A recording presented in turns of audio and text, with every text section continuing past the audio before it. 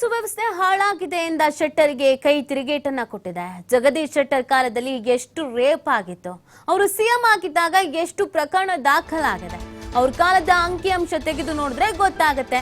ಅವರ ಸರ್ಟಿಫಿಕೇಟ್ ನಮಗೆ ಬೇಕಾಗಿಲ್ಲ ಅಂತ ಗೃಹ ಸಚಿವ ಪರಮೇಶ್ವರ್ ಪ್ರತಿಕ್ರಿಯೆಯನ್ನ ಕೊಟ್ಟಿದ್ದಾರೆ. ಗೊತ್ತಾಗ್ತದೆ ಅವರಿಗೆ ಅವ್ರ ಕಾಲದಲ್ಲಿ ಎಷ್ಟು ಮರ್ಡರ್ ಆಗಿತ್ತು, ಎಷ್ಟು ರೇಪ್ಗಳಾಗಿತ್ತು, ಕ್ರಿಮಿನಲ್ ಆಕ್ಟಿವಿಟಿ ಏನೇನಿತ್ತು ಅಂತ ಅವ್ರ ಕಾಲದಲ್ಲಿ ಅವರು ಮುಖ್ಯಮಂತ್ರಿಗಳಾಗಿದ್ದಾರಲ್ಲ, ಆ ಸಂದರ್ಭದಲ್ಲಿ ತೆಗೆದು ತೋರಿಸ್ತೇನೆ. ಅವಾಗ ಗೊತ್ತಾಗುತ್ತೆ ಅವ್ರಿಗೆ ಏನಾಗಿದೆ ಅಂತ ಹೇಳಿ, ಅವಾಗ ಅರ್ಥ ಆಗುತ್ತೆ. ವಿಶೇಷ ನ್ಯಾಯಾಲಯ ಅವರಿಂದ ನಾವು ಸರ್ಟಿಫಿಕೇಟ್ ತಗೊಳ್ಬೇಕಾ? ನಾವು ಸರ್ಟಿಫಿಕೇಟ್ ಜನಗಳ ಮುಂದೆ ತಗೋಬೇಕು. ಜನ ಸರ್ಟಿಫಿಕೇಟ್ ಕೊಡ್ತಾರೆ ನಮ್ಮ ಸರ್ಕಾರಕ್ಕೆ, ಅವರೆಲ್ಲ ಕೊಡೋರು ಸರ್ಟಿಫಿಕೇಟ್.